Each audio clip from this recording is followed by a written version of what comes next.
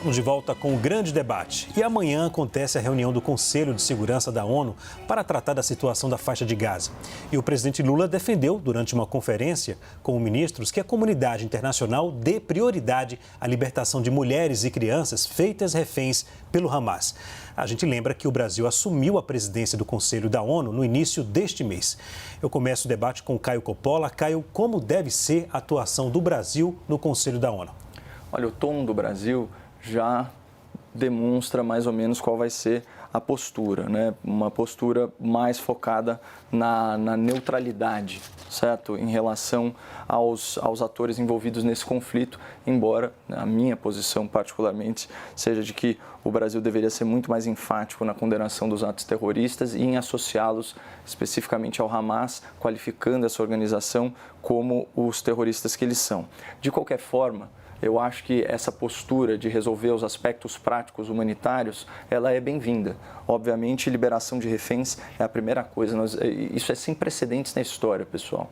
Não à toa, o presidente dos Estados Unidos falou categoricamente que esses ataques foram o pior ataque ao povo judeu desde o Holocausto. Isso é gravíssimo, gravíssimo. Então, em primeiro lugar, liberação dos reféns. Né? Isso é um crime de guerra ímpar. Certo? Depois, criação do corredor humanitário, já discutimos isso aqui, mas o Brasil também tem uma oportunidade incrível de trazer aí para o Conselho de Segurança a questão da designação do Hamas como entidade terrorista. E num segundo momento, já que a ideia é uma solução de dois estados, é incentivar mais países a reconhecerem Israel, ao direito de existir de Israel. Né? Dos 192 países membros da ONU, só 164 reconhecem o Estado de Israel. Dentro das nações árabes, que são 23, apenas 4 reconhecem Israel. Né? Foi Egito, Jordânia, mais recentemente em 2020, com mediação de Donald Trump, Emirados Árabes Unidos e Bahrein, mas o resto não reconhece o direito do Estado judeu de existir. Então, isso é um tremendo retrocesso em termos, né, de qualquer objetivo de paz mundial, até porque isso é muito calcado em questões de natureza religiosa. Então, isso representa um tremendo atraso para a humanidade. Então, principalmente, focar nas questões emergenciais, as questões humanitárias, liberação de reféns, corredor humanitário, mas também tratar as organizações como elas merecem ser tratadas, né, e incentivar o Conselho de Segurança a adotar a nomenclatura de terrorista para o grupo Hamas e, enfim, avançar a agenda do reconhecimento internacional do Estado de Israel. Essa deveria ser a postura brasileira. Alessandro Soares, qual postura o Brasil deve adotar no Conselho da ONU?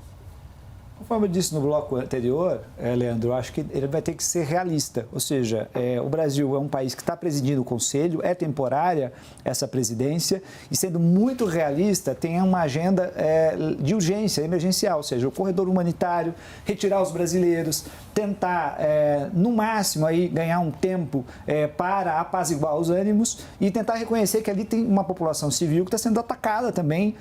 As pessoas falam em efeito colateral, mas é um efeito colateral muito bem assim medido.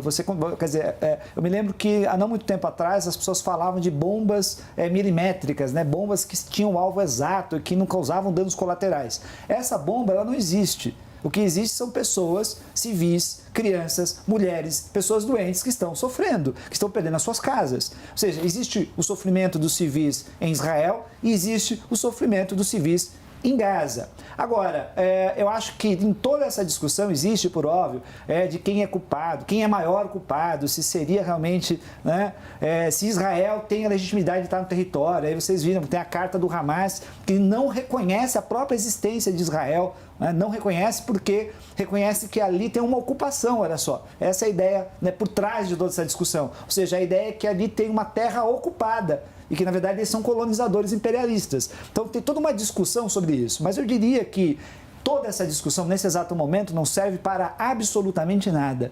Buscar culpado nesse exato momento não serve para absolutamente nada. Sendo mais realista, né, e aí usando essa ideia de realismo político com relação à situação vivenciada no Oriente Médio, não haverá solução, e o Caio propôs aqui a ideia de reconhecimento de Israel, não haverá solução naquela zona, na Palestina, não haverá solução para Israel, não haverá uma paz minimamente razoável, real, se não houver 2 estados soberanos, ou seja, se não houver uma Palestina soberana contra o Estado.